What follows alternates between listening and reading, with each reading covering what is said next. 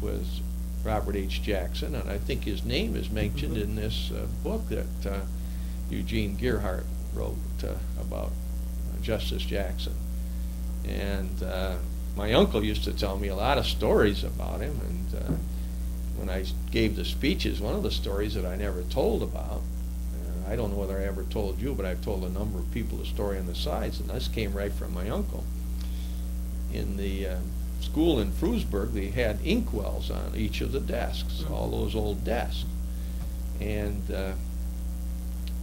one of the boys bet Bob Jackson that he didn't dare urinate in the inkwell. Well, Robert Jackson wasn't about to be denied, and he decided that he was going to win the bet, and he won the bet. I didn't dare tell that story, but I have told it to other people. And he was kind of a character, and just like any typical young boy growing up. And my uncle used to talk about the pranks that they did, like taking the flag and putting it up on the roof, and they did things like that, and dropping bags of water on the girls, and because they were up on the second floor, and they used to pull those pranks like that. But he was a very good friend. They both graduated from school, high school together. And when I didn't realize that Justice Jackson wrote the letter of recommendation for my father when he went to Albany Law School. Justice Jackson and my father were very good friends, both coming from Frewsburg, which is a small town, and the town of Carroll. And when my father decided, he had gone to the University of Michigan for 2 years, and then he decided to go to law school. And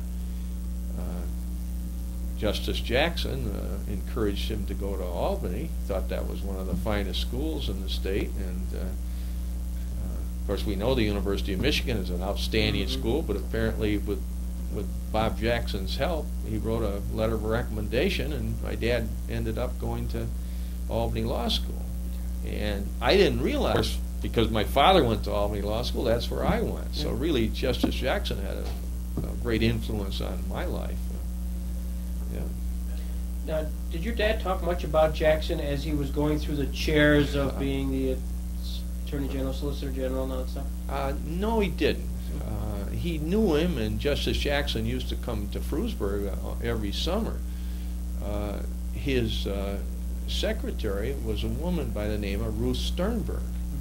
And Ruth Sternberg, her father, Ralph, lived just a stone's throw from my dad's house. And so, of course, when Bob Jackson came home in the summer, he used to come down to see Ruth, and probably had correspondence for her to take care of. And so we'd see him walking around the town, and he'd stop and talk to my dad, and he always wore a beautiful white suit.